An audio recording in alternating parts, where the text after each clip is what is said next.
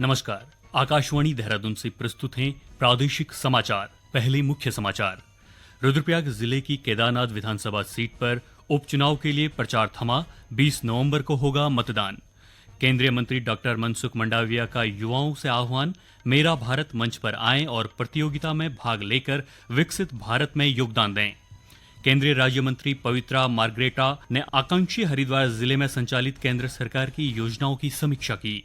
पूर्व कैबिनेट मंत्री मदन कौशिक ने बच्चों तक मानकों की जानकारी पहुंचाने में शिक्षकों की भूमिका को महत्वपूर्ण बताया। और प्रदेश में चारधाम यात्रा का शीतकाल के लिए हुआ समापन। इस साल 46,06,275 श्रद्धालुओं ने चारों धामों के दर्शन किए। समाचारों के साथ मैं जयवीर सिंह और अब समाचार विस्तार से। रुद्रप्रयाग जिले की केदारनाथ विधानसभा सीट पर 20 नवंबर को होने वाले मतदान के लिए चुनाव प्रचार आज शाम थम जाएगा। चुनाव प्रचार के अंतिम दिन उत्तराखंड क्रांति दल, कांग्रेस, भाजपा समेत निर्दलीय प्रत्याशियों ने प्रचार में पूरी ताकत झोंकी। भाजपा के वरिष्ठ नेता और मुख्यमंत्री पुष्कर सिंह धामी ने गुप्तकाशी में पार्टी प्रत्याशी आशा नौटियाल के समर्थन में आयोजित बाइक रैली में हिस्सा लिया। इस दौरान उन्होंने दावा किया कि केदारनाथ विधानसभा में भाजपा बड़ी जीत दर्ज करेगी। वहीं कांग्रेस प्रत्याशी मनोज रावत के समर्थन में कांग्रेस प्रदेश अध्यक्ष करण माहरा, पूर्व अध्यक्ष गणेश गोदाल ने मतदाताओं से संपर्क कर मतदान की अपील की। इस बीच चुनाव आयोग ने मतदान की सभी तैयारियां पूरी कर ली हैं। आज 7 पोलिंग पार्टियां दूरस्थ क्षेत्रों के लिए रवाना की गई, जबकि कल 166 पोलिंग पार्टियां रवाना होंगी। पोलिंग पार्टियों को रवाना करते हुए जिला निर्वाचन अधिकारी डॉक्टर सौरभ गहरवार ने कहा कि निष्पक्ष व शांतिपूर्ण मतदान प्रशासन की प्राथमिकता है। इसके लिए सभी को पूरी निष्ठा से काम करना होगा। वहीं सामान्य चुनाव प्रेक्षक विनोद सेशन ने चुनाव ड्यूटी में लगे कर्मचारियों के पोस्टल बैलेट से हो रहे मतदान का जायजा लिया। उन्होंने ड्यूटी पर लगे सभी कार्मिकों का मतदान सुनिश्चित करने के निर्देश दिए। विनय बागुणा, आकाशवाणी समाचार, रुद्रप्रयाग। राष्ट्रीय युवा महोत्सव 2025 अगले वर्ष 11 और 12 जनवरी को विकसित भारत युवा नेताओं के संवाद के रूप में मनाया जाएगा।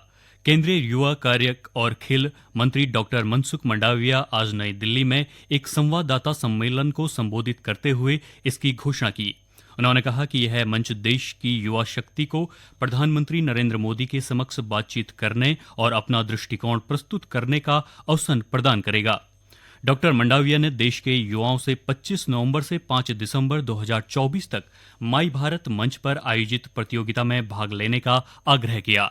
25 नवंबर 2024 टू 5 दिसंबर 2024 यानी कि 10 दिन के लिए देश के यूथ माय भारत प्लेटफॉर्म पर आए और कंपटीशन में पार्टिसिपेट करे और विकसित भारत के लिए वो अपना कंट्रीब्यूशन दे, या तो विकसित भारत के लिए जो कंपटीशन हुई है उसमें पार्टिसिपेट करके वो नेशनल लेवल की कंपटीशन में भी आए और प्रधानमंत्री जी के सामने अपना विषय या तो अपना विचार को साझा करे।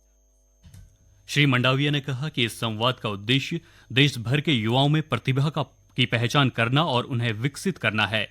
साथ ही उन्हें विकसित भारत के लिए अपने दृष्टिकोण को साझा करने के लिए एक प्रभावी मंच प्रदान करना है। उन्होंने कहा कि यह मंच युवाओं को शीर्ष निर्णय निर्माताओं और प्रतिष्ठित वैश्विक और राष्ट्रीय हस्तियों से जोड़ेगा। श्री मंडाविया ने कहा कि यह संवाद देश के युवाओं को विकसित भारत के वाहक बनने के लिए सशक्त बनाने में महत्वपूर्ण भूमिका निभाएगा। केंद्रीय विदेश और कपड़ा राज्य मंत्री पवित्रा मार्गेरिटा ने आकांक्षी जिले के तहत चयनित हरिद्वार जिले में संचालित केंद्र सरकार की योजनाओं की समीक्षा की। आज हरिद्वार में आयोजित बैठक में केंद्रीय राज्य मंत्री ने नीति आयोग के तहत चल रही योजनाओं की प्रगति का जायजा लिया और आवश्यक सुझाव दिए। आकांक्षी जिला यानी कि एस्पिरेशनल डिस्ट्रिक्ट प्रोग्राम ये आरंभ किया था 2018 में जनवरी में परमादरणीय प्रधानमंत्री नरेंद्र मोदी जी ने। भारत का 112 ऐसे जिले हैं जो कॉम्पेरेटिवली अंडर डेवलप्ड है। सो ये अंडर डेवलप्ड डिस्ट्रिक्ट्स को डेवलप करने के लिए प्रधानमंत्री नरेंद्र मोदी जी का एक अभियान था। गौरतलब है कि हरिद्वार जिला देश के 112 आकांक्षी जिलों में से एक है। पूर्व कैबिनेट मंत्री मदन कौशिक ने बच्चों तक मानकों की जानकारी पहुंचाने में शिक्षकों की भूमिका को महत्वपूर्ण बताया है। हरिद्वार में भारतीय मानक ब्यूरो की ओर से आयोजित मानकों के माध्यम से विज्ञान सीखना कार्यशाला में श्री कौशिक ने ये बात कही। उन्होंने कहा कि इस कार्यशाला के माध्यम से शिक्षक स्कूलों में बच्चों तक मानकों की जानकारी पहुंचा सकेंगे। उन्होंने कहा कि भारतीय मानक ब्यूरो के पास विभिन्न वस्तुओं को प्रमाणित करने की जिम्मेदारी है। यह महत्वपूर्ण कार्य है और इससे देश विकास के पथ पर आगे बढ़ रहा है। मानक ब्यूरो है निश्चित रूप से एक अच्छी संस्था है जो हमारे जीवन में उपयोग होने वाली प्रत्येक चीज के लिए एक मानक निर्धारित करती है। आज जीवन में इस चीज का अभाव है और इस अभाव को कैसे पूरा करें।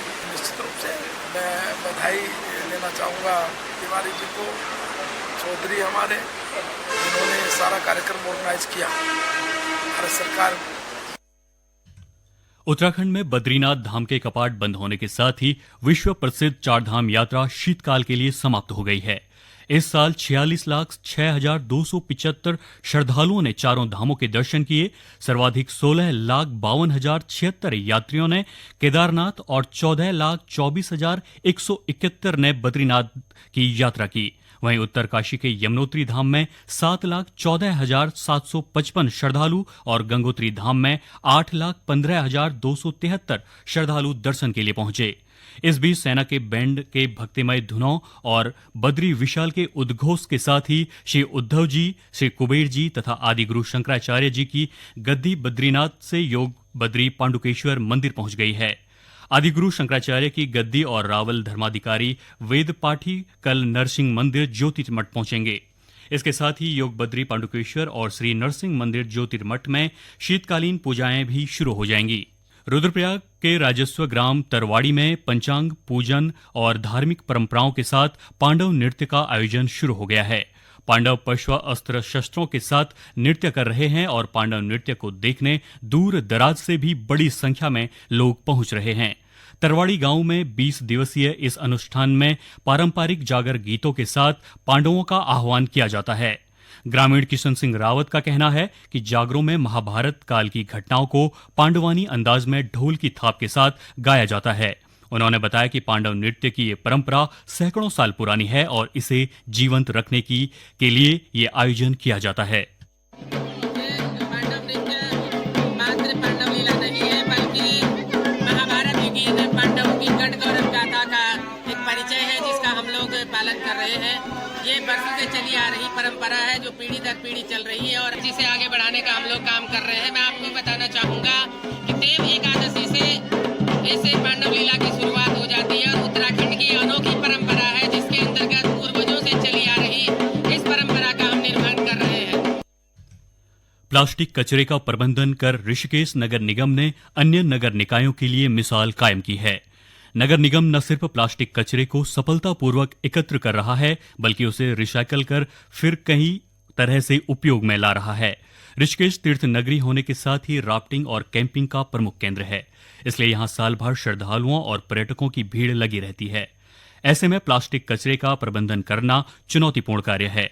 नगर आयुक्त शैलेंद्र सिंह नेगी की पहल पर ऋषिकेश नगर निगम ने सबसे पहले ISBT, त्रिवेणी घाट और वीरभद्र में प्लास्टिक बैंक स्थापित किए। प्लास्टिक बैंक के लिए बॉक्स बनाने में पुरानी प्लास्टिक की बोतलों का इस्तेमाल किया गया, जिसमें लोग खुद ही खाली बोतलें या अन्य प्लास्टिक कचरा डालते हैं। अब तक इन प्लास्टिक बैंकों से करीब 400 किलो प्लास्टिक रिसाइकल किया जा चुका है। नगर आयुक्त ने बताया कि ऋषिकेश नगर निगम ने प्लास्टिक कचरे से वेस्ट टू वंडर पार्क भी तैयार किया है, जिससे पुराने टायर, खराब स्ट्रीट लाइट, साइकिल और स्कूटर जैसी वस्तुओं से बच्चों के झूले और सजावटी सामान बनाए गए हैं। महिला समूह भी कूड़ा निस्तारण में अहम भूमिका निभा रहे हैं। देहरादून के जिलाधिकारी सविन बंसल ने कूड़ा उठान कार्य कर रही 2 निजी कंपनियों से कार्य वापस ले लिया है। इसके बाद जिलाधिकारी के निर्देश पर नगर निगम ने 47 वार्डों से डोर टू डोर कूड़ा उठान के लिए निविदाएं आमंत्रित कर दी गई हैं। शेष 26 वार्डों से भी डोर टू डोर कूड़ा उठान के लिए जल्द निविदा आमंत्रित की जाएंगी। गौरतलब है कि शिकायतों के आधार पर जिलाधिकारी ने पहले भी निजी कंपनियों को चेतावनी जारी करने के साथ ही अर्थदंड का जुर्माना भी लगाया था। संस्कृत भाषा के प्रचार और संवर्धन के लिए 22 नवंबर को प्रदेश के सभी 95 विकास खंडों में संस्कृत प्रतियोगिताएं आयोजित की जाएंगी। उत्तराखंड संस्कृत अकादमी के सचिव डॉक्टर बाजश्रवा ने यह जानकारी दी। उन्होंने बताया कि प्रतियोगिता का पुरस्कार वितरण 23 नवंबर को किया जाएगा। आयुष्मान वय वंदना कार्ड ने 70 वर्ष और उससे अधिक आयु के 10 लाख से अधिक वरिष्ठ नागरिकों को नामांकित करके एक महत्वपूर्ण उपलब्धि हासिल की है। यह कार्ड बुजुर्ग नागरिकों को आयुष्मान भारत प्रधानमंत्री जन आरोग्य योजना के तहत मुफ्त स्वास्थ्य सेवा लाभ प्राप्त करने में सक्षम बनाता है। स्वास्थ्य और परिवार कल्याण मंत्रालय ने कहा है कि यह उपलब्धि प्रधानमंत्री नरेंद्र मोदी द्वारा 29 अक्टूबर को लॉन्च किए जाने के 3 सप्ताह के भीतर हासिल की गई। अब तक इस योजना के तहत 9 करोड़ रुपए खर्च किए गए हैं, जिसमें 70 वर्ष और उससे अधिक आयु के 4,800 से अधिक वरिष्ठ नागरिकों को लाभ हुआ है, जिनमें 1,400 से अधिक महिलाएं शामिल हैं। अंत में मुख्य समाचार एक बार फिर। रुद्रप्रयाग जिले की केदारनाथ विधानसभा सीट पर उपचुनाव के लिए प्रचार थमा। 20 नवंबर को होगा मतदान। केंद्रीय मंत्री डॉक्टर मनसुख मंडाविया का युवाओं से आह्वान, मेरा भारत मंच पर आएं और प्रतियोगिता में भाग लेकर विकसित भारत में योगदान दें। केंद्रीय राज्य मंत्री पवित्रा मार्ग्रेटा ने आकांक्षी हरिद्वार जिले में संचालित केंद्र सरकार की योजनाओं की समीक्षा की। पूर्व कैबिनेट मंत्री मदन कौशिक ने बच्चों तक मानकों की जानकारी पहुंचाने में शिक्षकों की भूमिका को महत्वपूर्ण बताया। और प्रदेश में चारधाम यात्रा का शीतकाल के लिए हुआ समापन। इस साल 46,06,275 श्रद्धालुओं ने चारों धामों के दर्शन किए। इसके साथ ही प्रादेशिक समाचारों का ये बुलेटिन समाप्त हुआ। नमस्कार।